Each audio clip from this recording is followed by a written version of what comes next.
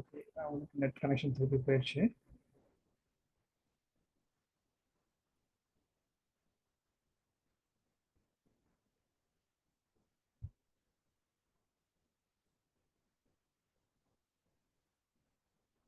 Sister Rukmani, நீங்க இந்த வேலையில செய்தி அளிக்கலாம். Thank you brother.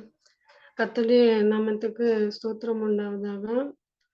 நான் இன்னைக்கு கொடுக்க போற செய்தி என்ன அப்படின்னு பார்த்தீங்கன்னா, ஏலியும் குழந்தை வளர்ப்பும் அப்படிங்கிற தலைப்புல தான் கொடுக்கலாம்னு இருக்கிறேன்.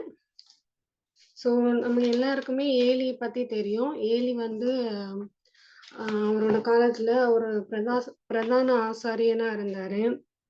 அவருக்கு வந்து ஜனங்களோட மத்தியில பார்த்தீங்க அப்படின்னா, அவருக்கு வந்து பெரிய செல்வாக்கு இருந்துச்சு. அதுவும் மிக உயர்ந்த பொறுப்புல இருந்தாரு.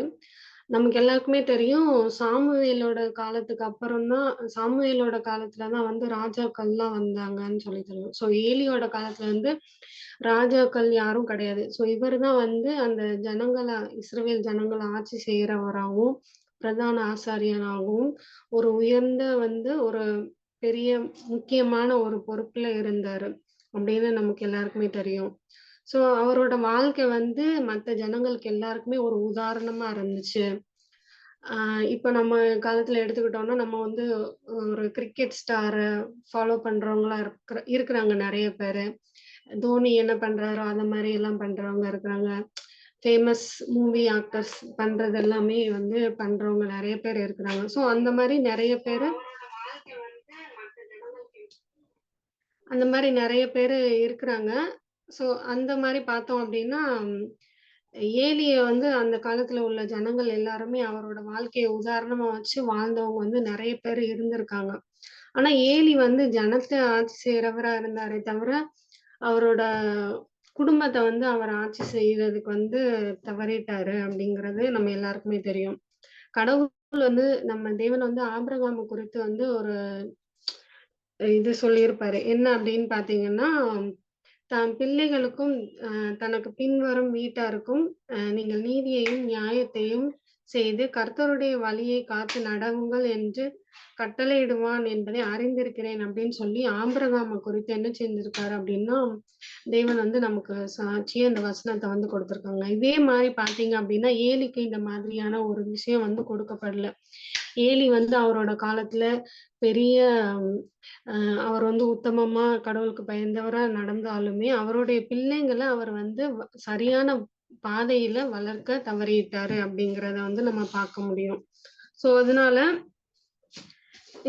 ஏலி என்னென்ன மாதிரி விஷயங்கள் செய்தாரு அவரோட குழந்தையை வளர்க்கறதுல அப்படின்னு சொல்லி நம்ம வந்து இன்னைக்கு வந்து பார்க்க போறோம். ஏலி வந்து அவரோட பிள்ளைங்கள வளர்க்கறதுக்கு அவர் வந்து போராடவே இல்ல. என்ன அப்படின்னா, அவங்க பிள்ளைங்கள் தப்பு செய்தாலும், தவறு செய்தாலும் அத வந்து இவர் வந்து பெருசா வந்து கண்டுக்கவே இல்ல. என் பிள்ளை ஒருவேளை நம்மளுடைய பிள்ளைங்க யாராவது சிகரெட் பழக்கம் உடையவங்களா இருக்கலாம். படிக்கிற காலத்துல தகாத ஃப்ரெண்ட்ஸ் கூட சேர்ந்து என்ன பண்றாங்க அப்படின்னா, இப்போ உள்ள பிள்ளைங்க வந்து சீக்கிரமாவே நெறைய கெட்ட பழக்கங்கள வந்து கத்துக்கிறதுக்கு நம்மளுடைய கல்விசாலை உதவியா இருக்குங்கிறத நெனச்சாலே ரொம்ப கஷ்டமா இருக்கு. நம்மளுடைய காலத்துல இப்போ உள்ள நாங்க அன்னைக்கு ஒரு நாள் ரோட் சைடு நடந்து போயிட்டுருந்தோம். ஒரு சின்ன பையன். இந்த பையன் வந்து முஸ்லீம் தான். ஃப்ரேசர் டவுன் சைடு போயிட்டுருக்கும்போது பார்த்தா, அப்படியே ரோட்ல நடந்து வந்துட்டுருக்கும்போதே அந்த பையன் வந்து சிகரெட்டு பிடிச்சுட்டே நடந்து வந்துட்டுருந்தான். அவனோட ஃப்ரெண்ட்ஸ் கூட பேசிக்கிட்டே அப்படியே சின்ன பையன், ரொம்ப சின்ன பையனா இருந்தான். பார்க்கறதுக்கு ஒரு 10th படிக்கிற பையன் மாரி தெரிஞ்சுச்சு. ஸோ இந்த மாரி நம்மளுடைய ஏலி வந்து அவரோட பிள்ளைங்கள்ட்ட வந்து போராடல. "அப்பா நீங்க வந்து இந்த தப்பு செய்றீங்க. இத வந்து நிறுத்துங்க." அப்படின்னு சொல்லி அவர் வந்து ஒரு போராடவே இல்ல. நம்மளுடைய பிள்ளைங்கள நம்ம கண்ட்ரோல் பண்றதுக்கு எவ்வளோ போராட்டங்கள் நம்ம வந்து இப்ப வந்து பண்ணிட்டு இருக்கோம்னு பெற்றோரா இருக்கிறவங்களுக்கு வந்து தெரியும். தப்பு பண்ற பிள்ளைங்கள வந்து நீங்க இத பண்ணாதீங்க, இப்படி செய்யாதீங்க அப்படின்னு சொல்லி நம்ம அனுதினமும் அவங்களோட ஒரு போராட்டம் போராட வேண்டியதா இருக்கு. ஆனா ஏலி வந்து அந்த மாரியான ஒரு போராட்டத்த வந்து போராடவே இல்ல அப்படிங்கிறது வந்து நமக்கு தெரியும். அப்புறம் என்ன அப்படின்னா, அவங்கள தண்டிக்கிறதுக்கு பதிலா அவங்க விருப்பத்துக்கு அவர் வந்து விட்டுட்டாரு. அவங்க என்ன பண்ணாலுமே அ இப்படி பண்றாங்களா அப்படின்னு அவர் காதுக்கு எட்டுனாலும் கூட அவர் வந்து அத கண்டுக்காம, அவங்க விருப்பப்படி செய்றதுக்கு வந்து அவர வந்து விட்டுட்டாரு அப்படிங்கிறத வந்து நம்ம பார்க்கலாம். அதுக்கப்புறம் வந்து ஏலியோட பசங்கள பத்தி பார்த்தீங்க அப்படின்னா, அவங்க சின்ன வயசுல இருந்தே இந்த ஆசாரிய வேலைகளுக்கு வந்து அவங்க பழகி இருந்தாங்க. அப்பா பண்றத பார்த்து, பார்த்து ஆசாரிய வேலைக்கு வந்து அவங்க சின்ன வயசுல இருந்து பழக்கப்படுத்தப்பட்டாங்க. அதனால அவங்களுக்கு அது அது வந்து அதோட புனிதம். அது ஏன் இப்படி பண்றாங்க? அந்த அந்த இத வந்து அவர் வந்து சரியான படி வந்து அவர் வந்து அவங்க பிள்ளைங்களுக்கு உணர்த்தவே இல்ல. இது ஏன் இந்த மாரி பலி செலுத்துறாங்க? எதுக்காக இந்த சமாதான பலி செலுத்துறாங்க? எதுக்காக இந்த ஆட்டுக்குட்டிய பலியிடுறாங்க? அப்படிங்கிறத வந்து சின்ன வயசுல இருந்தே அவங்களுக்கு வந்து சொல்லி தரல. எனக்கு தெரிஞ்சு பைபிள்ல எந்த இடத்துலயும் ஏலியோட மனைவிய பத்தி எழுதவே இல்ல. மேபி அவங்களுக்கு வந்து அம்மா இல்லாம இருந்திருக்கலாம். இவர் வந்து வெளியில வேலையில பிஸியா இருந்துட்டு பசங்கள சரியா கவனிக்காம இருந்திருக்கலாம். அது எப்படிங்கிறது நமக்கு வந்து தெரியல. ஆனாலும் ஒவ்வொரு பிள்ளைங்க நெறைய கொஸ்டின் கேட்பாங்க. இப்ப சின்ன பிள்ளைங்கள எடுத்துக்கிட்டீங்கன்னா, "இது ஏன் இப்படி இருக்கு? என்ன? ஏது?" அப்படின்னு சொல்லி நெறைய வந்து கொஸ்டின் கேட்பாங்க. ஆனா ஏலி கிட்ட ஏலி அ அந்த மாரி பசங்க கேட்கறதுக்கு அவர் வந்து சரியா விரிவான விளக்கம் கொடுக்காம இருந்திருக்கலாம். அது நமக்கு வந்து சரியா தெரியல. அதுக்கப்புறம் என்ன அப்படிங்கன்னு பார்த்தீங்கன்னா, பிள்ளைகள் அ இவர் வந்து பிள்ளைகள கட்டுப்படுத்தாம, பிள்ளைகள் அவர கட்டுப்படுத்துறதுக்கு அவர் வந்து அனுமதிச்சிருக்கிறாரு அப்படிங்கிறத நம்ம வந்து பார்க்கலாம். பிள்ளைகள் வந்து அ சில நேரத்துல ரொம்ப அடம் பிடிப்பாங்க. அடம் பிடிச்சு எனக்கு இதுதான் வேணும் அப்படிங்கிறப்போ, நான் அது இருந்தா தான் நான் சாப்பிடுவேன். இல்லன்னா நான் இப்படி பண்ண மாட்டேன். அப்படி சொல்லி நெறைய வந்து அடம் பிடிக்கிற பிள்ளைங்கள் இருக்காங்க. அப்படி அடம் பிடிக்கிற பிள்ளைங்கள் இடத்துல நம்ம எப்படி நடந்துக்கிடணும் அப்படிங்கிறத வந்து தேவன் நமக்கு வந்து ஒரு சில கட்டளையா வந்து நமக்கு வந்து குடுத்திருக்கிறாரு. ஆனா ஏலிக்கு அந்த கட்டளைகள் பத்தி தெரியும். அந்த வெளிச்சம் வந்து கொடுக்கப்படாமல் கிடையாது. ஏலிக்கு வந்து அது நல்லாவே தெரியும். ஆனாலும் தன் பிள்ளைங்களுடைய விருப்பத்துக்கு அவர் வந்து என்ன செஞ்சாரு, தன்னை வந்து ஒப்பு கொடுத்துட்டாரு அப்படின்னு தான் நம்ம வந்து சொல்ல முடியும். பிள்ளைங்கள கட்டுப்படுத்த அவர் வந்து பிள்ளைங்கள் வந்து அவர கட்டுப்படுத்த அவர் வந்து அனுமதிச்சாரு. இன்னொரு விஷயம் என்ன அப்படின்னா, அ அவர் என்ன ஒரு பெரிய தவறு அப்படின்னு பார்த்தோம் அப்படின்னா, இவங்க அந்த மாரியான தவறு செய்றாங்க அப்படின்னு தெரிஞ்சும் அவர் வந்து என்ன பண்ணாரு அப்படின்னா, பரிசுத்த வேலைய செய்ய தன்னுடைய குமாரர வந்து அவர் அனுமதிச்சதுல தான் அவர் வந்து மாபெரும் தவறு செய்திருக்கிறார் அப்படின்னு சொல்லி எலன் வீட் வந்து எழுதுறாங்க. சரி, அவங்க என்ன மாதிரியான தவறு செஞ்சாங்க? அவங்க பிள்ளைங்க அப்படின்னு சொல்லி நமக்கு தெளிவா வந்து கொடுக்கப்பட்டிருக்கு. 1 சாமுவேல் எடுத்துக்கோங்க. 2ஆம் அதிகாரம், வசனம் 22 நான் வாசிக்கிறேன். ஏலி மிகுந்த கிழவனாயிருந்தான். அவன் தன் குமாரர் இஸ்ரவேலுக்கெல்லாம் செய்கிற எல்லாவற்றையும், அவர்கள் ஆசரிப்பு கூடாரத்தின் வாசலில் கூட்டம் கூடுகிற ஸ்திரீகளோடே சயனிக்கிறதையும் கேள்விப்பட்டு, அவர்களை நோக்கி, "நீங்கள் இப்படிப்பட்ட காரியங்களை செய்கிறது என்ன? இந்த ஜனங்கள் எல்லாரும் உங்கள் பொல்லாத நடக்கைகளை சொல்ல கேட்கிறேன்." அப்படின்னு சொல்லி ஏலி வந்து அப் இப்படி பாருங்களேன், ஒரு பெரிய கண்டிப்பு இல்ல. சும்மா சாதாரணமா ஏன் உங்கள பத்தி ஜனங்கள் இவ்ளோ சொல்றாங்க? அப்படின்னு சொல்லி சாதாரணமா வந்து கேட்கிறாரு. அதாவது நம்ம ஊர் கிராமங்கள்லலாம் பார்த்தீங்க அப்படின்னா, ஒரு பெரிய தவறு செஞ்சுட்டாங்க அப்படின்னா, மரத்துல கட்டி வச்சு அடிப்பாங்க. என்னோட காலத்துல அ நான் சின்ன வயசுல ஒருத்தர் எங்களுக்கு நெருங்கிய உறவினர் தான். அவர வந்து மரத்துல கட்டி வச்சு அடிச்சாங்க அப்படி சொல்லியெல்லாம் நான் வந்து கேள்விப்பட்டிருக்கிறேன். ஸோ இந்த மாரி நம்ம கிராமங்கள்ல இந்த மாரியெல்லாம் பண்றது முன்னாடி காலத்துல வழக்கமா இருந்தது. ஆனா இப்போ உள்ள காலத்துல அது எல்லாமே கிடையாது. பிள்ளைங்க விருப்பத்துக்கு பெற்றோர்கள் என் பிள்ளை ஆசைப்பட்டுட்டாங்க. என் பிள்ளை ஆசைப்படுறேன். நான் எப்படி இருந்தாலும் நான் அத வந்து செஞ்சே தீருவேன் அப்படிங்கிற மாதிரியா இப்போ உள்ள பெற்றோர்கள் ரொம்பவே அந்த மாரி மாறிக்கிட்டு வராங்க. ஸோ என் அ இப்போ ஏலி வந்து அவங்க குமாரர்ட்ட சொல்றது, "குமாரரே வேண்டாம். நான் கேள்விப்படுகிற இந்த செய்தி நல்லதல்ல. கர்த்தருடைய ஜனங்கள் மீறி நடக்கிறதற்கு காரணமா இருக்கிறீங்க. உங்கள பார்த்து நெறைய ஜனங்கள் என்ன செய்றாங்க, பலியையும், காணிக்கையும் என்ன செய்றாங்க, அருவருப்பா நினைக்கிறாங்க. நெறைய பேர வந்து ஒரு பாஸ்டர் பிடிக்கல அப்டின்னா, அவங்க வந்து சர்ச்சுக்கு வர்றதே விட்டுருவாங்க. இப்பயும் அந்த மாரிலாம் நடக்குது. ஒரு பாஸ்டர் பிடிக்கல, இல்ல இன்னைக்கு செய்தி எடுக்க போறவர அவங்களுக்கு பிடிக்கல அப்டின்னா, அவங்க வந்து என்ன பண்ணுவாங்க, சர்ச்சுக்கு வர்றதே நிப்பாட்டிருவாங்க. ஸோ இந்த மாரி இவங்களால ஏலியோட பசங்களால என்ன பண்ணிட்டாங்க, அப்போ இருந்த இஸ்ரவேல் ஜனங்கள் வந்து நெறைய பேரு ச பலியையும், காணிக்கையும் என்ன செஞ்சுட்டாங்க, வெறுத்துட்டாங்க. மனுஷன் அ மீதி வசனங்கள அப்புறம் படிக்கலாம். ஸோ இந்த மாரி பரிசுத்த வேலை செய்ய அவரோட குமாரரை அனுமதித்ததுல வந்து ஏலி என்ன பண்ணிட்டாரு, பெரிய தவறு செய்திருந்தாருன்னு நம்ம வந்து பார்த்தோம். ஒருவேளை நம்மளுடைய முற்பிதாக்களான யாக்கோபு வந்து தன்னுடைய மூத்த குமாரனாகிய ரூபன் அவருக்கு வந்து அவர் தப்பு செஞ்சாரு, தன்னுடைய மனைவியோட சயனித்தாரு அப்படிங்கிறது தெரிஞ்சும், சேஷ்ட புத்திர பாகத்த வந்து ரூபனுக்கு குடுத்திருந்தா என்ன ஆயிருக்கும்? அது வந்து நம்மளுக்கு சொல்ல ஒரு அருவருப்பான செயலா மாறியிருக்கும். கடவுள் வந்து நிச்சயமா அத வந்து அருவருத்து இந்த ஜனக்கூட்டமே இல்லாதபடி வந்து செஞ்சிருப்பாரு. ஆனா, யாக்கோபு வந்து அத வந்து யோசேப்புக்குன்னு கொடுத்து, யோசேப்பு வந்து எகிப்துக்கு போகப்பட்டு நமக்கு எல்லாருக்குமே அந்த கதை வந்து நமக்கு நல்லாவே தெரியும். ஸோ இது வந்து ஒரு கற்பனை தான் நான் கேட்ட கேள்வி. ஒருவேளை யாக்கோபு வந்து மூத்த குமாரனான ரூபனுக்கு வந்து குடுத்திருந்தா என்ன ஆயிருந்திருக்கும்? ஏன் அந்த தவற வந்து ஏலி வந்து அதே தவற செஞ்சுட்டாரு. அது என்ன செஞ்சிருக்காரு, அவங்க பசங்க வந்து ஆசரிப்பு கூடாரத்தோட வாசல்ல, அதாவது தேவாலயத்தோட வாசல்ல நிக்கிற ஸ்திரீகளோட சயனிக்கிறது பெரிய பாவம் இல்லையா? இந்த மாரி அவரு அப்படி இருந்தும் அவங்களுக்கு வந்து அவர் பெரிய தண்டனை வந்து குடுக்கவே இல்ல. என்ன சொல்றாரு? "என் குமாரரே வேண்டாம். நான் கேள்விப்பட்ட இந்த செய்தியெல்லாம் நல்லதில்ல. கர்த்தருடைய ஜனங்கள் மீறி நடக்கிறதுக்கு நீங்க காரணமா இருக்கிறீங்க." அப்படின்னு சொல்றாரு. மனுஷனுக்கு விரோதமாக மனுஷன் பாவம் செய்தால் நியாயாதிபதிகள் அதை தீர்ப்பார்கள். ஒருவன் கர்த்தருக்கு விரோதமாக பாவம் செய்வானேயாகில் அவனுக்காக விண்ணப்பம் செய்யத்தக்கவன் யார் என்றான். அவர்களோ தங்கள் தகப்பன் சொல்லைக் கேளாமற் போனார்கள். பாருங்க எவ்வளோ பெரிய தப்பு செய்றாங்க அப்படின்னு தெரிஞ்சும் வந்து ஏலி வந்து என்ன செய்றாரு, கடுமையான ஒரு தண்டனைய அவரோட பசங்களுக்கு அவர் குடுக்கல. மாறாக என்ன பண்ணாரு, அவங்கள இன்னமும் அதே நிலைமையிலே வச்சுட்டு இவரு வந்து பொறுமையா இருக்கிறாரு. அ ஒரு சில வீட்ல என்ன பண்ணுவாங்க, சின்ன பிள்ளைங்க நம்ம ஆளுங்கலாம் தப்பு பண்ணா, இப்ப இப்படி பண்ணுவான், அடுத்து கொஞ்ச நாள்ல விட்டுருவான்.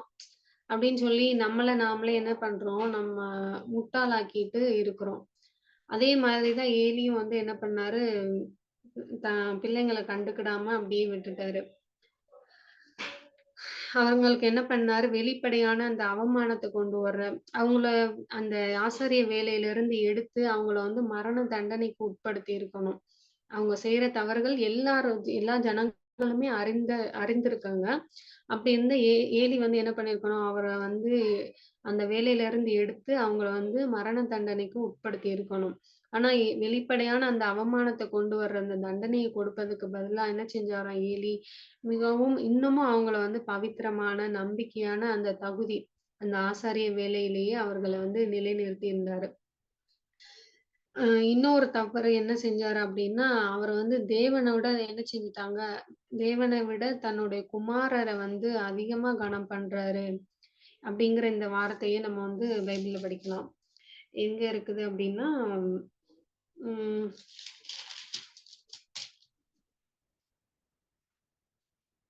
ம். "நீ என்னைப் பார்க்கிலும் உன் குமாரரை மதிப்பானேன்" அப்படின்னு சொல்லி வசனம் இருக்குது. 1 சாமுவேல் 2ஆம் அதிகாரம் 29ஆம் வசனம். "என்னைப் பார்க்கிலும் உன் குமாரரை மதிப்பானே." நீ அப்பன்னா என்ன சொல்றாரு தேவன் இந்த இடத்துல? "நீ என்ன விட உன் குமாரர்கள் தான் நீ வந்து அதிகமா கனம் பண்ற" அப்படின்னு சொல்லி அ அந்த வார்த்தைய வந்து சொல்றாரு. தன்னுடைய தீர்க்கதரிசி மூலமா ஏலிக்கு வந்து வெளிப்படுத்துறாரு. இன்னைக்கு இருக்கக்கூடிய பெற்றோர்கள் தேவன மகிமைப்படுத்துறத விட, தங்க பிள்ளைகள வந்து திருப்திப்படுத்த தான் அதிகமா விரும்புறாங்க. தன் பிள்ளை ஆமாப்பா. ஆசைப்பட்டு போடுது. ஆஸ் அந்த இதுல டாகிஸ போட்டு சொல்லி சொன்னா எல்லாம் எறும்பு இருக்கு. தன் பிள்ளை ஆசைப்படுறத வந்து என்ன பண்றாங்க அப்டின்னா, எந்த நாட்டுல இருந்தாலும் நான் என் பிள்ளைக்காக வந்து செய்வேன். அவன் யார வேணா விரும்பட்டும். நான் கல்யாணம் பண்ணி வைக்கிறேன். அந்த மாரி திருமணத்துல நெறைய பெற்றோர்கள் வந்து தவறு செய்றாங்க. அப்புறம் வந்து பார்த்தீங்கன்னா, சாப்பாடு. நம்ம ஒரு இடத்துல படிச்சிருப்போம். உபாகமத்துல, ஒரு அம்மா, அப்பா வந்து ஆசாரியர் இடத்துல கூட்டிட்டு போவாங்க ஒரு பையன. என் பையன் வந்து பெருந்தீனிக்காரனாவும், நான் பேச்ச கேட்காதவனாவும் இருக்கிறான் அப்படின்னு சொல்லும்போது, அந்த ஆசாரியன் வந்து என்ன பண்ணான், அந்த பையன வந்து ஊர விட்டு வெளிய கூப்பிட்டுட்டு போய், அவன வந்து இஸ்ரவேல் ஜனங்கள் எல்லாருமே என்ன பண்ணுவாங்க, கல்லெறிஞ்சு கொல்லுவாங்க. ஆனா இன்னைக்கு உள்ள ஜனங்கள் பிள்ளை சாப்பிடுறதா? அது கெட்டதா இருந்தாலும் பரவால்ல. என்ன வேணாலும் நான் வாங்கி தரேன்னு சொல்லி என்ன பண்றோம், அவங்க சாப்பிடுறதுக்கு நம்ம வந்து அதிகமா அவங்கள வந்து ஊக்கப்படுத்துறோம். அப்புறம் வந்து ஓய்வு நாள கனவீனம் பண்றதுக்கு பெற்றோரே வந்து இன்னைக்கு இருக்கிற நிறைய பெற்றோரே நம்ம பிள்ளைங்கள வந்து தூண்டுறோம். ஓய்வு நாள்ல எக்ஸாம் இருக்குதா? பரவாயில்லப்பா. உனக்கு உன் ஃபியூச்சர் தான் முக்கியம். இந்த ஓய்வு நாளுக்கு சர்ச்சுக்கு போய் என்ன பண்ண போறோம்? சும்மா தானே உட்காந்துருக்க போறோம். நீ போய் எக்ஸாம் எழுது அப்படிங்கிற மாதிரியான பெற்றோர்கள் இருக்கிறாங்க. ஓய்வு நாள்ல வேலை செய்றது. ஐயோ! உன் வேலை போயிருச்சுன்னா என்ன பண்றது? அதனால பிரச்சனை இல்ல. நீ வந்து ஓய்வு நாள்ல வேலைக்கு போலாம். எல்லாரும் அப்படிதான் பண்றாங்க. இன்னைக்கு இருக்க நெறைய பேரு அ ஃப்ரைடே நைட் ஷிஃப்ட் முடிச்சுட்டு சாட்டர்டே சர்ச்சுக்கு வர்றத நம்ம வந்து பார்க்க முடியும். எல்லாருக்குமே தெரிஞ்ச விஷயம். பாஸ்டர் முதற்கொண்டு எல்லாருக்குமே இந்த விஷயம் வந்து தெரியும். நெறைய பேர் ஃப்ரைடே நைட்ஸ் வேலை செஞ்சுட்டு தான் என்ன பண்றாங்க? சாட்டர்டே சர்ச்சுக்கே வராங்க. இந்த மாரி ஓய்வு நாள கனம் பண்றதுக்கு கனவீனம் பண்றதுக்கு வந்து நம்ம பெற்றோரே இன்னைக்கு இருக்கக்கூடிய நெறைய பெற்றோரே வந்து ஊக்குவிக்கிறாங்க. அப்புறம் வந்து நம்மளுடைய தேவன் வந்து என்ன பண்ணாரு? ஏலிய ஒரு பெரிய ஆசாரியனாகவும், இஸ்ரவேலுக்கு நியாயாதிபதியாகவும், ஜனங்களின் சன்மார்க்க மத நிலைமைக்கு அவர தான் வந்து அவரிடத்த கணக்கு கேட்க போறாரு. உன்ன நான் இப்பேற்பட்ட பதவியில வச்சிருந்தேன். உனக்கு ஒரு ஆசாரிய ஊழியத்த குடுத்தேன். நீ வந்து நீ உன் குமாரர மட்டும் இல்ல, உன்ன நம்பி இருக்கிற இந்த இஸ்ரவேல் ஜனங்களையும் நீ என்ன பண்ணிட்ட? வழி தப்ப செய்துட்ட அப்படின்னு சொல்லி, அதுக்கு வந்து கணக்கு ஒப்புவிக்கிறவரா ஏலிய வந்து நிறுத்தினாரு. ஸோ ஏலி இப்ப வந்து அவரோட ஜனங்களுக்கு, அ தன் குடும்பத்தில உள்ள தன் பிள்ளைகளுக்கு, அ ஆசாரிய வேலையில செய்த இதுக்கு எல்லாத்துக்குமே வந்து என்ன செய்யணுமா? அவர் வந்து கணக்கு கொடுக்கிறவரா இருக்கணும். இன்னைக்கு நம்ம நெறைய பேர் சர்ச்ல வந்து போஸ்டிங்க்காக சண்டை போடுறாங்க. இந்த டைம் வந்து அ யூத் பிரசிடென்ட்டா நான் இருப்பேன். அப்படி சொல்லி நெறைய சண்டை வருது. சர்ச்சுக்குள்ளேயே நான் தான் சாம்பத் ஸ்கூல்ல லீடரா இருப்பேன். நான் தான் வந்து இந்த டிபார்ட்மெண்ட் எடுத்துக்குவேன். நான் தான் யூத் டிபார்ட்மெண்ட்டுக்கு போவேன். அப்படி சொல்லி நம்மளுக்குள்ளேயே நெறைய பிரச்சனைகள், சண்டைகள் எல்லாமே சர்ச்சுக்குள்ள நெறைய நடக்குது. ஸோ இந்த மாரி சர்ச்சுல நம்ம சண்டை போடுறவங்களா இருந்தோம்னா, நமக்கு குடுத்திருக்கிற அந்த பொறுப்புக்கு என்ன பண்ணணுமாம்? நம்மளும் என்ன செய்யணும்? நம்மளும் கடவுளுக்கு வந்து கணக்கு கொடுக்கிறவங்களா இருக்கணும். இது தெரிஞ்சா நெறைய பேரு இப்போ வந்து சண்டை போடவே மாட்டாங்க. எனக்கு வேண்டான்னு சொல்லி ஓடுவாங்கன்னு நெனைக்கிறேன். நான் வந்து ஒரு கோட்டிங் வந்து அ நான் வந்து ஒரு கன்டென்ட் வந்து படிக்கிறேன். நல்லா எல்லாருமே கவனிங்க. தவறை கண்டிக்க தைரியமற்று இருக்கிறவர்கள் அல்லது சோம்பேறித்தனத்தினாலும், ஆர்வம் இல்லாதிருப்பதினாலும், குடும்பத்தையோ அல்லது தேவனுடைய சபையையோ தூய்மைப்படுத்த எந்த ஊக்கமான முயற்சியும் எடுக்காதவர்கள். இப்ப நான் தான் சாபத் ஸ்கூல்ல லீடர் ஆயிட்டேன். ஆனா நான் எந்த வேலையும் செய்யறதில்ல. சும்மா உட்கார்ந்துருக்கேன். யாராவது ஒருத்தன் வந்து நமக்கு இவங்க இன்னைக்கு இந்த இது பண்ணுவாங்கக்கா. இந்த இந்த ஃபேமிலி இன்னைக்கு ஸ்பெஷல் சாங் பாடுவாங்க. ஓ! சரி அப்படியா? சரி எல்லாம் நீயே பார்த்துக்கோ அப்படின்னு சொல்லிட்டு நம்ம பாட்டுக்கு இருந்துறக்கூடாது. யாராவது சர்ச்சுக்கு வரலையா? ஏன் வரல? அவங்களுக்கு என்ன ஆச்சு? எதனால? அவங்க அவங்க பிள்ளைங்க வரலையா? உடம்பு சரியில்லையா? நம்ம போய் கேட்கணும். பின்ன ஏன் கடவுள் நமக்கு அந்த போஸ்டிங் வந்து குடுக்குறாங்க? நமக்கு குடுக்க வேண்டாமே! நம்ம சண்டை போட்டு வாங்குனாலுமே, நம்ம அதுக்கு கணக்கு குடுக்கணும். ஏன்னா, நம்ம தான் அந்த போஸ்டிங்ல இருக்கிறோம். அதனால நம்ம வந்து என்ன செய்யணுமாம்? அதுக்கான கணக்கு குடுக்கணும்.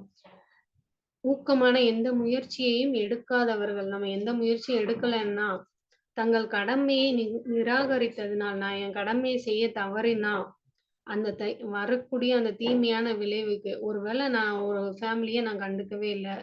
அவங்க வந்து சத்தியத்துல இருந்தே விலகி போயிட்டாங்க. வேற பாதைக்கு போயிட்டாங்க. வேற வேற ஜனங்களோட போயிட்டாங்க அப்படின்னாலுமே, நான் வந்து அந்த தீமையான விளைவுக்கு கணக்கு கொடுக்கணும். கடவுள் என்ட்ட தான் கேட்பாரு. நீ சரியா கவனிக்கல. அதனால அந்த ஃபேமிலி வந்து போயிட்டாங்க. இப்ப நான் ஒரு பாஸ்டரா இருக்கேன். என் சர்ச்சுல உள்ள ஒரு பொண்ணு, அ ஒரு இந்து பையனையோ, இல்ல ஒரு முஸ்லீம் பையனையோ கல்யாணம் பண்ணி போயிருச்சு. நான் சர்ச்சுல பாஸ்டரா இருக்கிறேன். அப்படின்னா, அந்த பொண்ணு வழி தப்பி போனதுக்கு நானும் தான் காரணம். என்கிட்ட இருந்தா என்ன செய்வாரு? கடவுள் வந்து கணக்கு கேட்பாரு. நீ வந்து சரியா அந்த பொண்ணுக்கு சத்தியத்த சொல்லியிருந்தா, அந்த பொண்ணு இன்னைக்கு இங்கேயே இருந்திருப்பா. இப்போ வந்து ஒரு இந்து குடும்பத்துக்குள்ள போயிட்டா. ஒரு விக்கிரக ஆராதனை செய்யக்கூடிய மகளா மாறிட்டா. நீ என்னுடைய மகள நீ மத்தவனுக்கு விற்று போட்ட. அதனால உ உ என் பேர தான் எழுதி வைப்பாரு கடவுள் வந்து. ஸோ இந்த மாதிரி கணக்கு கொடுக்கறவங்க தான் நம்ம பெற்றோர்களா இருக்கக்கூடிய, போதகரா இருக்கக்கூடிய, இல்ல ஒரு அதிகாரத்துல இருக்கக்கூடியவங்க. அந்த தீமைக்கு நாம தான் வந்து பொறுப்பாளி. அத வந்து நம்மளே செஞ்சதா தான் வந்து எடுத்துக்க போறாங்க. அந்த செயல்களை நாமே செய்ததை போல நாம் பொறுப்பாளிகளாக இருக்கிறோம். நல்லா படிச்சுக்கோங்க. இது வந்து ரொம்ப முக்கியமான ஒரு இது. ஸோ நம்ம வந்து யாராவது நமக்கு முன்னாடி தப்பு பண்ணாங்க, இல்ல நம்ம அந்த கடமையை சரியா செய்யல அப்படியானா, நாம தான் அதுக்கு வந்து பொறுப்பாளியா மாறணும். அதாவது ஏலி வந்து முதல்ல ஒரு மென்மையான முறையில தன் பிள்ளைகள வந்து அவர் வந்து கண்டிச்சிருக்கலாம். அப்பா இந்த மாரி செய்யாதீங்க. இது வந்து பாவம். ஏன்னா சின்ன வயசுல இருந்தே அவங்க பழகுனவங்க. இன்னைக்கு இருக்கக்கூடிய நெறைய பாஸ்டர் வீட்ல கூட அப்படிதான். சின்ன வயசுல இருந்தே அவங்க சர்ச்சுக்கு வராங்க, போவாங்க. ஆனாலும் அவங்களுக்குள்ள அந்த பாவம் இருக்கு. அவங்க பெரியவங்களாகி வளர்ந்ததுக்கு அப்புறம் அதுலருந்து மீறி போறாங்க. நெறைய பேர் அந்த மாரி இருக்காங்க. அது பலன் தரல, மென்மையான முறையில கண்டிக்கிறது பலன் தரல அப்படின்னா, கடுமையான முறையில அவங்கள வந்து அடக்கி இருந்திருக்கலாம். இல்லையா? அந்த வேலைய விட்டு எடுத்து அவங்கள வந்து என்ன செஞ்சிருக்கலாம், வேற அந்த தண்டனைக்கு வந்து அவர் ஒப்பு கொடுத்திருக்கலாம். ஆனா, அத அவர் வந்து பண்ணவே இல்ல. அவங்க நெறைய பெற்றோர்கள் அப்படிதான் பண்ணிட்டு இருக்கோம். பிள்ளைங்க சின்ன வயசுல இருந்து என்ன பண்ணுவாங்கன்னா, சரியாயிருவாங்க, சரியாயிருவாங்க அப்படி சொல்லி நம்ம நெனச்சுட்டு இருப்போம். வளர்ந்த உடனே இப்ப என்ன வயசாகுது அவங்களுக்கு, மெல்ல மெல்ல அவங்க வந்து சரியாயிருவாங்க. அதெல்லாம் தப்பு பண்ண மாட்டாங்க. வளர்ந்ததுக்கப்புறம் தப்பு பண்ண மாட்டாங்க. அப்படின்னு நம்ம வந்து நம்மளையே என்ன செய்றோமா, ஏமாத்திட்டு இருக்கோமா. தங்கள் பிள்ளைகளை பயிற்றுவிக்க தேவன் அவரது வார்த்தையில் கொடுத்திருப்பதைக் காட்டிலும் மேன்மையான வழியை தாங்கள் அறிந்திருப்பதாக நினைக்கிறார்கள். எல்லாம் நமக்கு தெரியும். இப்படித்தானே நானும் வந்தேன். நான் வந்து சின்ன வயசுல சாபத் ஸ்கூலுக்கெல்லாம் போனதே இல்ல. சாபத்ல ஒர்க் பண்ணிட்டு இருந்தேன். 50 வயசு ஆன உடனே நான் ஊழியம் பண்ண போறேன். கடவுளுக்கு நான் ஒப்பு கொடுக்கலையா? அதே மாரி அவனும் 50 வயசுல வந்து என்ன செஞ்சுருவான்? திருந்திருவான். அப்படி சொல்லி நம்மளே என்ன செஞ்சுட்டு இருக்கோம்? முட்டாளாக்கிட்டு இருக்கோம். நெறைய திடீர்னு கடவுள் சீக்கிரமா வந்துட்டா நம்ம என்ன பண்ணுவோம்? உங்க பையனுக்கு 20 வயசு. அவன் சாபத்ல ஒர்க் பண்ணிட்டு இருக்கான். ஒரு 25 வயசு ஒர்க் பண்ணிட்டு இருக்காங்க. சாபத்ல அப்படின்னா, அந்த டைம் கடவுள் வந்துட்டா நீங்க என்ன பண்ணுவீங்க? அவங்க பையனுக்கு 50 வயசு ஆகுற வரைக்கும் கடவுள் வெயிட் பண்ணிட்டு இருப்பாரா? அது கிடையாது. நம்மள தான் நம்ம வந்து என்ன பண்ணிட்டு இருக்கோம்? முட்டாளாகி அப்படின்னு நெனச்சுட்டு இருக்கோம். அப்படி கிடையாது. நம்ம ஒரு சீர்திருத்தம் பண்ணணுமா, அத வந்து நம்ம இன்னைக்கே வந்து நம்ம வாழ்க்கையில வந்து செய்யணும். அவர்களோட தவறான இயல்புகளை வளர்த்து அவர்கள் தண்டிக்கப்படுவதற்கு மிகவும் சிறியவர்களாக இருக்கிறார்கள். அவர்கள் வளரும் வரையும் காத்திருங்கள். அவர்களுக்கு புரிய வைக்கலாம் என்று சாக்குப்போக்கு நம்ம வந்து சொல்றவங்களா இருக்கோம். சாக்குப்போக்கை கூறுகிறார்கள். இன்னைக்கு இருக்கக்கூடிய பெற்றோர்கள். இவ்விதம் தவறான பழக்கங்கள் பலமடைய அவங்களுக்கு அது வந்து ஒரு இயல்பாவே மாறிடுது. சமூகத்துல எப்பயுமே வேலை செய்யறது, இல்ல வேற தவறு செய்யறது வந்து அவங்களுடைய வாழ்க்கையில இயற்கையாவே மாறிடுது. இயல்பா மாறுது. அந்த அளவுக்கு வந்து நம்ம அவங்கள வந்து விட்டுர்றோம். அதுக்கப்புறம் சில பேர் சொல்லுவாங்க, "விட்டு புடி, விட்டு புடி" அப்படி சொல்லுவாங்க. அது கிடையாது. விட்டுட்டா புடிக்கிறது கொஞ்சம் கஷ்டமா இருக்கு இப்பல்லாம். தங்களுக்கு வாழ்நாள் முழுவதும் அது வந்து ஒரு சாபமா இருக்கு. மற்றவர்களுடைய வாழ்க்கையிலும் முளைத்து வளரக்கூடிய குணங்களோடு குழந்தைகள் கட்டுப்பாடின்றி வளருகிறார்கள். குழந்தைகள வந்து எப்படி வளர்க்கணும் அப்படின்னு சொல்லி அழகா வந்து நமக்கு எலன் வீட் வந்து நெறைய சத்தியங்கள் வந்து சொல்லியிருக்காங்க. ஒரு கிறிஸ்தவ வீடு இப்படி இருக்கணும். கிறிஸ்தவ குடும்பம், தாய் தகப்பன் இப்படி இருக்கணும். குழந்தைகள் இப்படி இருக்கணும். 6 மணிக்கு மேல தெருவுல திரியக்கூடாது. 6 மணி ஆனா வீட்ல பிரேயர் பண்ணணும். அ அப்புறம் வந்து ஒருவேள நைட்டு ஸ்டே அவுட் வெளியில பண்றாங்க உங்க பசங்கன்னா, அவங்க யார் கூட இருந்தாங்க? எல்லாமே வந்து நம்ம விசாரிக்கணும். அவங்கள வந்து அவங்க போக்குல விடக்கூடாது. இன்னொரு முக்கியமான இது சொல்றேங்க. வாலிபர்களை அவர்களுடைய சொந்த வழியில் விடுவதால் வருவதைக் காட்டிலும் வீட்டாரின் மேல் வரக்கூடிய பெரிய சாபம் வேறு எதுவுமே இல்ல. உங்க வாலிப பிள்ளைங்களா, அவங்களோட சொந்த வழியில வந்து அவங்கள வந்து விடக்கூடாது. கடவுள் பத்தி தெரிஞ்சுகிட்டு, அவரோட சத்தியத்த அவங்க ஏத்துக்கிட்டு, அதுக்கப்புறம் அவங்க போறாங்க அப்டின்னா, அது அவங்களது. கடவுள பத்தி இன்னும் நல்லா தெரியல அப்டி ஒரு லிமிட்டட் ஏஜ் சின்ன பசங்க அப்டின்னா, அவங்கள வந்து அவங்க போக்குல வந்து நம்ம விடவே கூடாது. அது வந்து பெரிய சாபத்த வந்து நமக்கு வந்து கொண்டு வரும் அப்டின்னு வந்து சொல்றாங்க. ஸோ நம்மள மாரி பரிசுத்தமான காரியங்கள்ல ஊழியம் செய்றவங்க வந்து என்ன செய்யணுமா, தேவனுக்கு பயப்படும் பயத்தை மக்களில் பதிக்கிறவர்களாகவும் அவரை காயப்படுத்த பயப்படுகிறவர்களாகவும் இருக்க வேண்டும். அப்ப நம்ம எந்த மாதிரி இருக்கணும்? ஊழியம் பண்றோம். நான் ஊழியம் பண்றேன். நான் ஃபேமிலி விசிட் பண்றேன். நான் என் வீட்டுக்காரர் இந்த மாதிரி இருக்காரு. நாங்க பெரிய பாஸ்டர். ஆனா அவங்க பசங்க எப்படி இருப்பாங்கன்னு நமக்கு வந்து சொல்ல முடியாது. நமக்கு வந்து தேவனுக்கு பயப்படுற அந்த பயத்த வந்து என்ன செய்யணுமா? மக்கள் மனசுல நம்ம வந்து பதிய வைக்கணும். அப்புறம் வந்து அ தேவன நம்ம எந்த ஒரு விஷயத்திலயும் கனவீனம் பண்ணக்கூடாது. அவர வந்து காயப்படுத்தக்கூடாது அப்படிங்கிற அந்த விஷயத்த வந்து நம்ம என்ன செய்யணுமா? அ ஜனங்கள் மத்தியில நம்ம வந்து ஒரு இதா இருக்கணும். ஏன்னா நம்ம வந்து நம்ம சொல்றத காட்டிலும் நம்மளுடைய செயல்கள் வந்து அதிக சத்தமா இருக்கும். பேசுது. ஒரு கிறிஸ்தவன் எவ்ளோ செர்மன் எடுத்தாலும், அவனோட வாழ்க்கை நல்லா இருந்தா தான் அத வந்து எல்லாருமே பார்ப்பாங்க. இன்னைக்கும் நம்மளுடைய வாழ்க்கைய நெறைய பேர் பார்த்து மனம் திரும்புறதுக்கு நெறைய வாய்ப்புகள் இருக்கு. நீங்க ஒரு பாஸ்டர் வேலையில இருக்கீங்களா? நீங்க நெறைய செர்மன் எடுக்கலாம். ஆனா உங்க வாழ்க்கை தான் வந்து என்ன செய்யுமா? உண்மையிலே மத்தவங்களுக்கு ஒரு பெரிய அற்புதமான செய்தியா இருக்கும். கடவுள் வந்து சொன்னாங்க, "ஆரோன் வீட்டார வந்து என்னைக்குமே நீ என் தேவனுக்கு முன்பாக ஊழியம் செய்யணும்." அப்படின்னு சொல்லி ஒரு வாக்குத்தத்தம் வந்து குடுத்திருந்தாங்க. ஆனா, இன்னைக்கு நெறைய பேரு பாஸ்டரோட பிள்ளைங்களே வந்து பாஸ்டருக்கு படிக்க மாட்டேங்கிறாங்க. ஆரோனோட சந்ததின்னா, அப்ப பாஸ்டரோட பையன் அடுத்து பாஸ்டர் ஆகணும் இல்லையா? பாஸ்டருக்கு படிக்க மாட்டேங்கிறாங்க. அ ஏன் அந்த வேலைக்கு வரமாட்டேங்கிறாங்க? ஒரு இன்ட்ரெஸ்ட்டே இல்ல. சின்ன வயசுல இருந்தே கற்பிக்கணும். தேவனுக்கு பயப்படுறதும், அவருக்காக ஊழியம் செய்றதையும், சின்ன வயசுல இருந்தே என்ன செய்யணுமா? க வழி நடத்தணும் நம்ம பிள்ளைங்கள. இப்ப நம்ம அந்த மாரி வழி நடத்த தவறுனோம்னா, நாம தான் என்ன செய்வோம்? அதுக்கு கணக்கு கொடுக்கிறவங்களா இருக்கணும். இப்ப அ ஏலிக்கு அந்த இது இல்லாம போச்சு. நம்மளும் ஏலிய மாரியே நம்ம பிள்ளைங்கள வந்து வழிநடத்த விரும்புறோமா? அப்படிங்கிறத நம்ம வந்து யோசிக்கணும். ஒரு தாய் யோகா யோகபேத் யோகபேத் தான். தேவனுடைய சத்தியங்கள் நுழைய முடியாத இடத்துக்கு தன் மகன அனுப்ப வேண்டிய சூழ்நிலை. யார் சொல்றேன்? மோசே. மோசே வந்து கிட்டத்தட்ட 12 வருஷம் அவங்க அம்மா கிட்ட இருந்தாரு. அதுக்கப்புறம் பார்வோனோட அரண்மனைக்குள்ள போறாரு. 12 வருஷங்கள் அவருக்கு வந்து இவங்க கொடுத்த அந்த போ போதனைகள், அந்த சத்தியங்கள் அவர வாழ்க்கையில கடைசி வரைக்கும் என்ன செய்யுதாமா? அப்படியே வழி நடத்துச்சாம். நம்ம சின்ன வயசுல நம்ம போடுற விதை, பிற்காலத்துல நல்லா வளரும். நம்ம ஒரு பழமொழி சொல்லுவோம். "அஞ்சில் வளையாதது 50ல் வளையாதுன்னு" சொல்லுவோம். சின்ன வயசுலயே நம்ம வந்து ஒரு வேலைய செய்ய கத்துக்கிறது, கடவுளுக்கு பிரியமா நடக்கிறது, வசனங்கள மனப்பாடம் பண்றது, இந்த மாரி பிள்ளைங்கள வந்து அப்படியே அ கொண்டு வரணும். சின்ன வயசுலயே நீ வந்து ஊழியம் பண்றதுக்கு உன்ன அர்ப்பணிக்கணும் அப்படி சொல்லி சொல்லி நம்ம வளர்க்கும்போது, நம்ம பிள்ளைங்கள் வந்து அந்த மாரியா அ வளருவாங்க. தேவனுக்கு பயப்படணும். இந்த மாரி செய்றதெல்லாம் தப்பு. அப்படி சொல்லி நம்ம வளர்க்கணும். அப்படி சொல்லி அந்த அம்மா கிடைக்கிற ஒவ்வொரு மணி நேரத்தையும் என்ன செய்றாங்கன்னா, அந்த பையனை எப்படி போதனைக்குள்ளாக நடத்தி, அவன எப்படி நல்வழிப்படுத்தலாங்கிறதுல யூஸ் பண்ணாங்களாம். ஸோ நம்மளோட பிள்ளைங்கள எப்படி வளர்க்குறோம்? ஒரு ஒரு நாளு டிராஃபிக்ல நின்னுட்டு இருக்கும்போது ஒரு ஆட்டோல பார்த்தா, அப்பா ஒரு ஃபோனு, அம்மா ஒரு ஃபோனு, குழந்தை ஒரு ஃபோனு. இன்னைக்கு எல்லாமே ஃபோன்ல தான் ஓடிட்டு இருக்கு. நம்ம குழந்தைங்கள எப்படி நம்ம ஃபோன் பார்க்க அலோ பண்றோம்? ஃபோன்ல மூலமாவே அவங்க நெறைய தப்பு பண்றதுக்கு வந்து கத்துக்குறாங்க.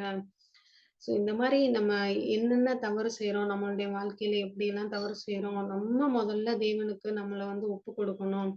நம்ம பெற்றோர்கள் வந்து அவங்கள முதல்ல அவங்களே அடக்கி ஆளணுமா. அதுக்கப்புறம் நம்ம பிள்ளைங்கள வந்து அடக்க முயற்சி செய்யணும். பிள்ளைங்கள வந்து தேவனுக்கு ஏற்ற வழியில வந்து உண்மையா நடத்தும்போது, கடவுள் வந்து நிச்சயமா வந்து கிரியை செய்வார். அ அதுக்கப்புறம் வந்து பார்த்தீங்க அப்படின்னா, ஏலிக்கு வந்து தேவன் வந்து ஒரு சாபத்த குடுக்குறாரு. "உன் வீட்டில் ஒரு கிழவனும் இராதபடிக்கு" வசனம் 31. 1 சாமுவேல் 2ஆம் அதிகாரம் 31வது வசனம். "உன் வீட்டில் ஒரு கிழவனும் இராதபடிக்கு உன் புயத்தையும், உன் பிதாவின் வீட்டாருடைய புயத்தையும் நான் தரித்துப் போடும் நாட்கள் வரும். இஸ்ரவேலுக்கு செய்யப்படும் சகல நன்மைக்கும் மாறாக என் வாசஸ்தலத்திலே உபத்திரவத்தைக் காண்பாய். ஒருபோதும் உன் உன் வீட்டில் ஒரு கிழவனும் இருப்பதில்லை. என் பலிபீடத்தில் சேவிக்க நான் உன் சந்ததியில் நிர்மூலமாக்காதவர்களோ உன் கண்களை பூத்து போக பண்ணவும் உன் ஆத்மாவை வேதனைப்படுத்தவும் வைக்கப்படுவார்கள். உன் வம்சத்தில் உள்ள யாவரும் வாழ வயதிலே சாவார்கள் அப்படின்னு சொல்லி இந்த ஒரு சாபத்தை வந்து தேவன் வந்து என்ன செய்யறாரு அப்படின்னா ஏலிக்கு வந்து கொடுக்குறாரு. உன் வம்சத்துல ஒருத்தரும் உயிரோட இருக்க மாட்டாங்க. அப்படியே நான் உயிரோட வைக்கிறவங்களும் உனக்கு வேதனையை கொடுக்கறதுக்காக தான் இருப்பாங்க அப்படின்னு சொல்லி என்ன செய்யறாரு, இந்த ஒரு சாபத்தை வந்து தேவன் வந்து கொடுக்குறாரு. அப்படின்னா பாத்தீங்கன்னா நம்ம ஒரு பெரிய பதவியில இருக்கிறோம். நம்மள வச்சு நிறைய பேர் வந்து அவங்க வாழ்க்கையில நடைமுறை வாழ்க்கையில வந்து நம்மள பாக்குறாங்க. அவங்களோட பாவத்துக்கு நம்ம காரணமா இருக்கிறோம் அப்படின்னா அஹ் நம்ம கணக்கு கொடுக்கணும்னு பார்த்தோம். இப்ப என்னடான்னா ஏலிக்கு ஒரு சாபத்தை கொடுத்திருக்காரு.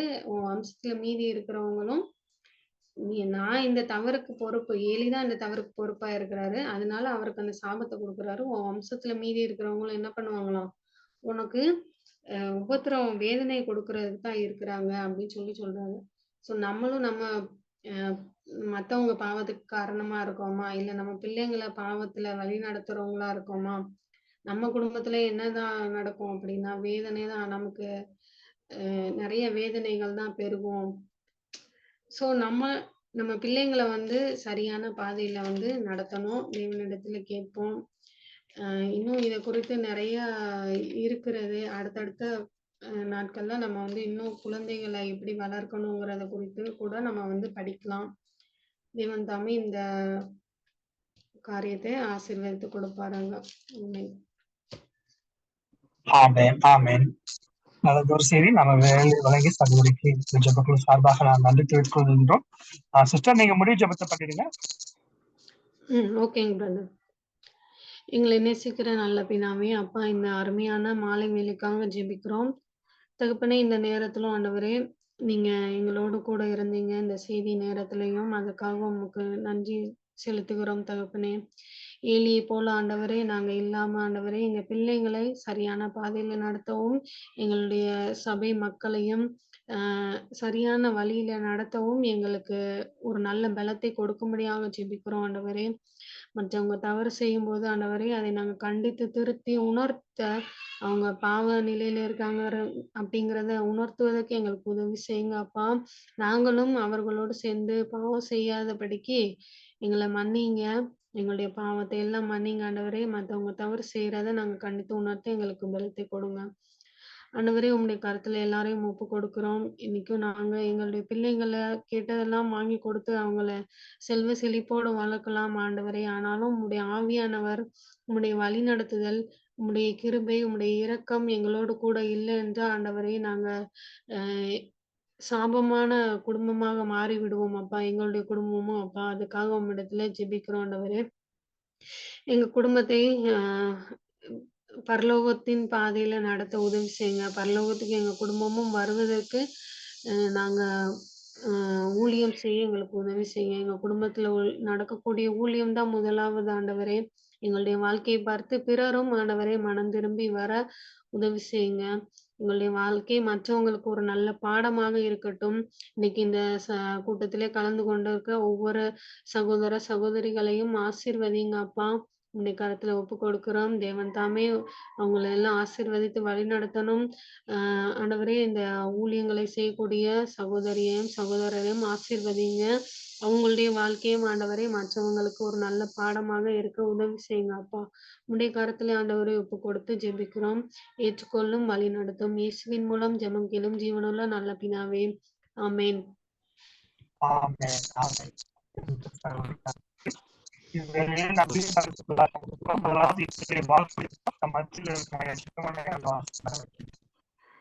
மாலை வணக்கம்.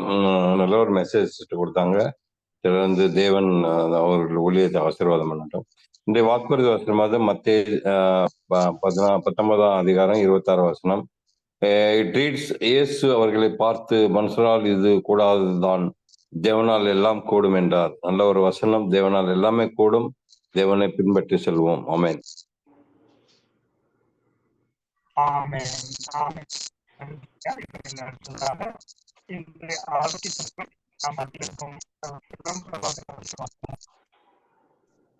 கர்த்தருடைய நாமத்துக்கு ஸ்தோத்திரம் உண்டாவதாக. இன்றைய ஆரோக்கிய துணுக்குகளிலே மாம்பழத்தில் வைட்டமின் ஏ சத்து இருப்பதால் கோடையில் வரக்கூடிய கண் நோய்களில் இருந்து பாதுகாக்கும். மாம்பழத்தில் உள்ள மற்ற சத்துக்கள் சருமத்துக்கு நல்ல நிறத்தை கொடுக்கும். நார்ச்சத்து, வைட்டமின்கள், தாது உப்புக்கள் அதிகம் உள்ள மாம்பழத்தை சாப்பிடுவதால் மலச்சிக்கல் வராது என்று பார்க்கின்றோம். எங்க தர்மபுரி ஏரியாவுல இன்னமும் மாம்பழம் நிறைய இருக்குது. மற்ற இடங்கள் எப்படி இருக்குன்னு தெரியல. இது எந்தெந்த சீசன்ல வருதோ நம்ம உட்கொள்வோம். சுகர் இருக்கிறவங்களும் கொஞ்சம் சாப்பிடுறது நல்லது. இதை உட்கொண்டு நன்மைகளை பெறுவோம். ஆமென். ஆமென். ஆமென். ஒரு சில அறிவிப்புகள் நேரம் காலை 6 மணிக்கு 3 மணிக்கு பிறந்த ஜெபத்திலும் 5 மணிக்கு கொண்டு கொடுத்தாங்க.